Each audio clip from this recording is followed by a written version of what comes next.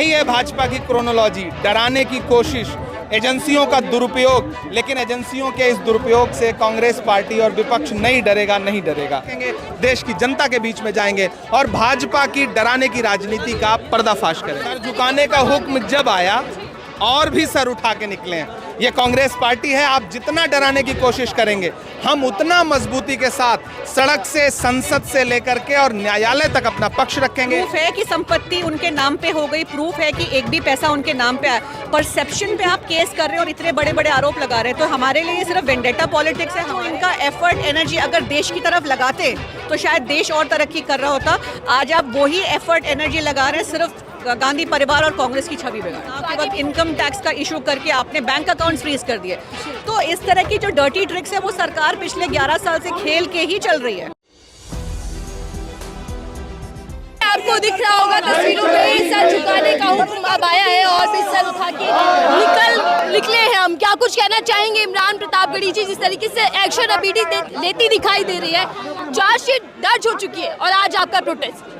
Chronology समझिए, गुजरात में Congress party का अधिवेशन होता है, राहुल गांधी जी गुजरात में सक्रिय होते हैं, बिहार का चुनाव सामने है, बिहार में विपक्ष के नेताओं की बैठकें शुरू होती हैं और ईडी की चार्जशीट आ जाती है। यही है भाजपा की क्रोनोलॉजी, डराने की कोशिश, एजेंसियों का दुरुपयोग। लेकिन एजेंसियों के इस दुरुपयोग से कांग्रेस पार्टी और विपक्ष नहीं डरेगा, नहीं डरेगा। बीजेपी पलटवार ये कर रही है कि जितना भी शोर मचाना है मचाइए, मामला और बढ़ने वाला है, गांधी परिवार जेल के अंदर होगा।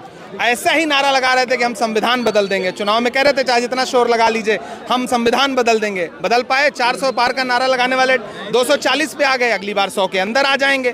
तो ये जुमले भारतीय जनता पार्टी कितने भी दे ले, लेकिन ये कांग्रेस पार्टी है, जब असली अंग्रेजों से नहीं डरी तो नकली अंग्रेजों से कांग्रेस पार्टी नहीं डरेगी। आप राहुल गांधी और सोनिया जी को डरा नहीं सकते। आप कह रहे हैं सर झुकाने का हुक्म अब आया है। सर झुकाने का हुक्म जब आया और भी सर उठा के निकले हैं।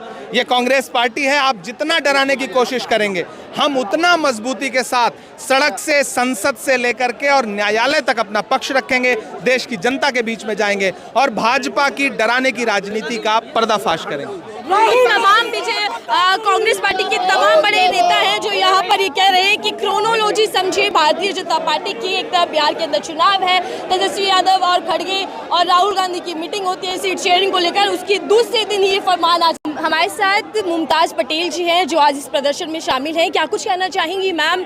सब लोग क्रोनोलॉजी पर सवाल उठा रहे हैं, आखिर इस एक्शन को लेकर इतनी घबराहट क्यों है कांग्रेस पार्टी? क्रोनोलॉजी ही समझनी चाहिए, पिछले 11 वर्षों से हो क्या रहा है। पहले आप जब ये सरकार बनी 2014 में, तो आपने पूरे देश में एक परसेप्शन फैलाया करप्शन का, 2G 3G लेकर। क्या हुआ उसका? कुछ नहीं। उसके बाद से आपने किसी सुब्रमण्यम स्वामी जी के एक आरोप पर ये केस चालू किया है। टेक्निकलिटी पे ये केस खुली थी, पर सब कुछ क्लियर होते हुए भी जिस तरीके के सेक्शंस आपने लगाए हैं और चार्जशीट लगाई है, क्या एक भी पैसा राहुल जी या सोनिया जी के नाम पे ट्रांसफर हुआ है? नॉन प्रॉफिट कंपनी है, जिसका मतलब, जिसके मायने सबको पता होते हैं।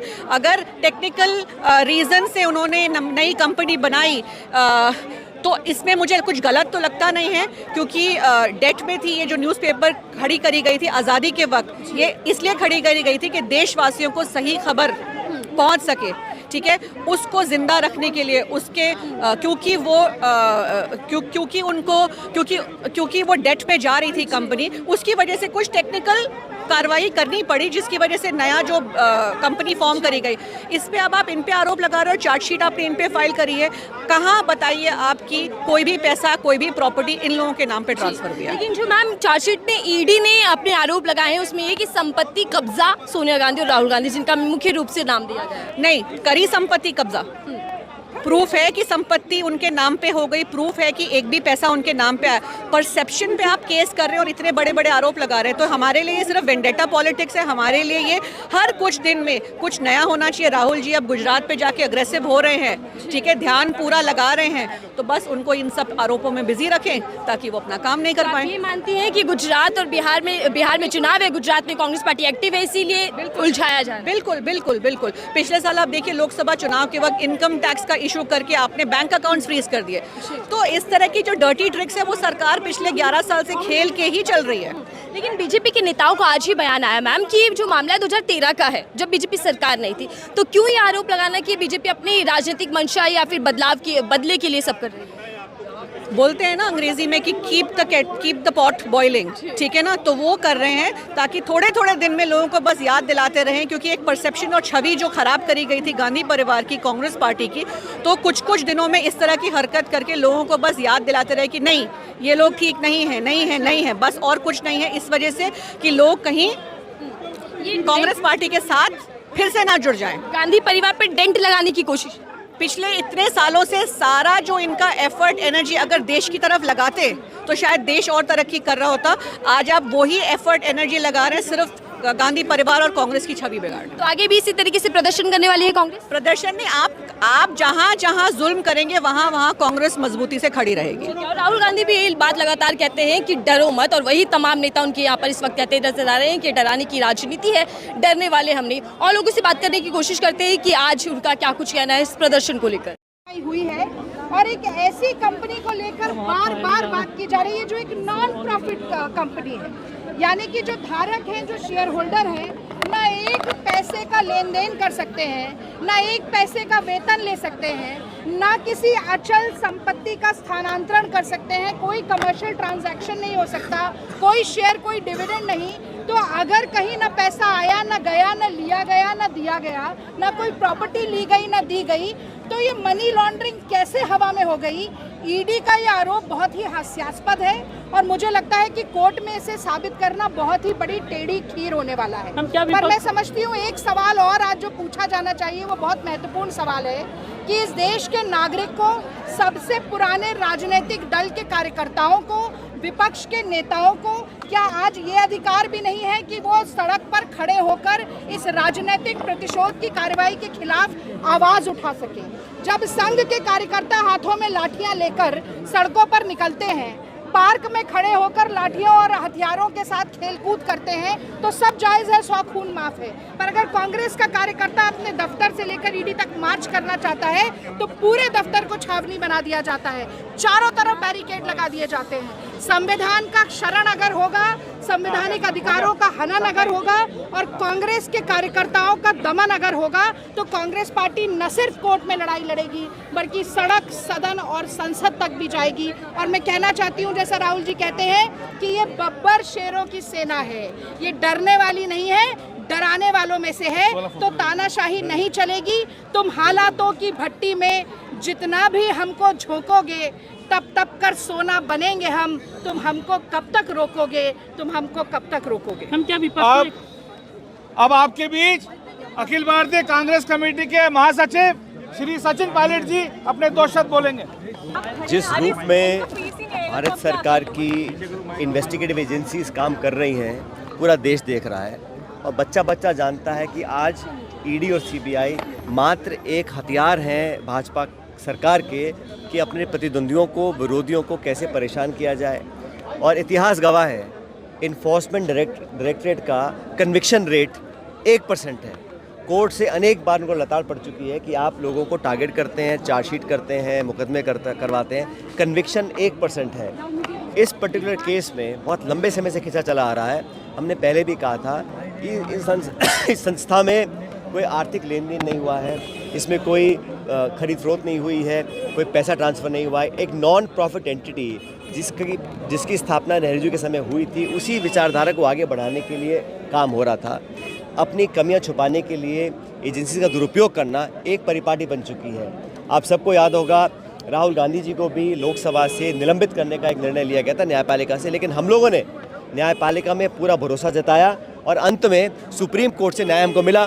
इस केस में भी हमें जजेस पे, न्यायपालिका पे पूरा भरोसा है, लेकिन जिस पॉलिटिकल राजनीतिक द्वेषता के कारण ये कदम उठाया गया है, उसको एक्सपोज करने के लिए पूरी कांग्रेस पार्टी आज देश भर में प्रदर्शन कर रही है। इस बात का प्रदर्शन है कि केस में जो होगा वो न्यायपालिका तय करेगी, लेकिन जो जांच करने की एजेंसीज हैं उनको एक ही दायित्व दिया गया है कि विरोधियों को और कांग्रेस पार्टियों के नेताओं का आप छवि धूमिल करिए।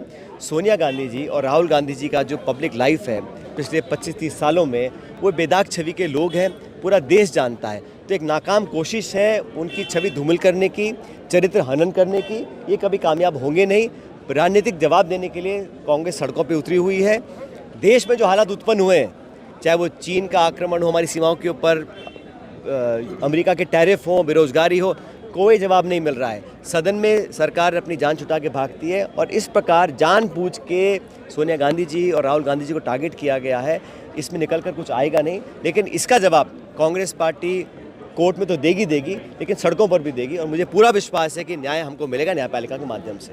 कह रहे हैं राजनीतिक बदला है, क्या कुछ कहना चाहेंगे चार्जशीट को लेकर ऑलरेडी किस तरह का? पॉलिटिकली मोटिवेटेड है, जी सर, पूरा पॉलिटिकली मोटिवेटेड है। सर क्या कुछ कहना चाहेंगे? आज का बड़ा प्रदर्शन, तमाम बड़े नेता सड़कों पर है, क्या ये बदले की राजनीति है? सर क्या ये बदले की राजनीति आप मानते हैं? पूरी बदले की राजनीति है। कि नेशनल हेराल्ड अखबार है, अंग्रेजों की जब आरएसएस मुखबरी कर रहा था तब पंडित जवाहरलाल नेहरू जी ने नेशनल हेराल्ड का गठन किया, अंग्रेजों के खिलाफ लड़ाई के लिए एक आवाज दी। उस नेशनल हेराल्ड को 75 साल आज़ादी के 85 साल हो गए उस अखबार को भी बने हुए, कहीं कुछ साबित नहीं हुआ। फिर भाजपा आती है सत्ता में और नेशनल हेराल्ड और ये वो सब झूठ फैलाना शुरू करती है। लेकिन 10 साल में नरेंद्र मोदी जी आप और आपकी सरकार कुछ साबित नहीं कर पाई है, मात्र खोखले झूठे आरोप। आज राहुल गांधी जी गुजरात में है, हमारा कांग्रेस का महाधिवेशन वर्किंग कमेटी की बैठक गुजरात में होती है। बिहार का चुनाव जो है सर पर खड़ा है, जहां हम इन्हें मुंह तोड़ चुनौती दे रहे हैं। इन सबसे बौखलाकर राहुल गांधी जी को रोकने का ये उनका एक प्रयास है, जिसमें वो कभी सफल नहीं हुए, अभी भी नहीं होंगे। मैं अटल बिहारी वाजपेयी जी का इंटरव्यू देख कर आई हूँ, वायरल हो रहा है, मैं भी शेयर करूंगी अपनी फेसबुक पर, अपनी सोशल मीडिया पर। अटल बिहारी वाजपेयी जी ने कहा है कि हमने पूरी तह जिंदगी सोनिया गांधी जी पर निजी हमले किए, उन पे भ्रष्टाचार के और सब किए, कुछ साबित हम लोग नहीं कर पाए हैं और अब हमें इस पे बात नहीं करनी चाहिए, अटल जी कह रहे हैं। और उन्होंने कहा पत्रकार ने कि आपके नेता तो फिर भी आरोप लगा रहे हैं, तो अटल जी ने कहा ये हमें भारी पड़ेगा और अटल जी को, भाजपा की सरकार को भारी पड़ा, उन्हें सत्ता से बाहर होना पड़ा। आज भी वही गलती जो है मोदी जी, भाजपा, संघ, शाह सब दोहरा रहे हैं। 10 साल जनता पूछ रही है, कम पड़ गए नरेंद्र मोदी जी, आपकी सरकार डबल इंजन की सरकार, ईडी, सीबीआई सब इनकम टैक्स आपका, तो क्यों 10-12 सालों में साबित कुछ भी नहीं हुआ? आज चार्जशीट करते हैं, वो भी अंतिम दिन चार्जशीट होती है ईडी की, जब उसका समय खत्म हो रहा था। राहुल जी गुजरात में है दबाव के लिए, राहुल गांधी डरने वाले नहीं हैं।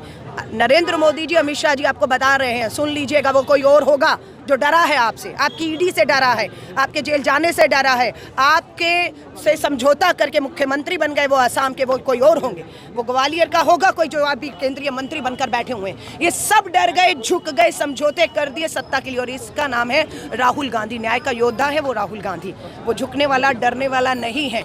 गलत आपने जो है वो मैं कहूँगी वो कर हाथ डाल दिया। आगे भी कांग्रेस पिछली बार भी बता दिया था, पिछली बार भी जब ईडी आई थी सड़कों पर थे, हिम्मत नहीं हुई ईडी की, क्योंकि ईडी को पता था हम झूठे हैं, हम दबाव में ये कार्रवाई कर रहे हैं। लेकिन यहाँ ईमानदारी है, इस ईडी भी डर रही है, लेकिन ईडी पर दबाव है पीएमओ का, मोदी जी का, सिर्फ इसलिए ईडी ये सब कर रही है और फंस रही है।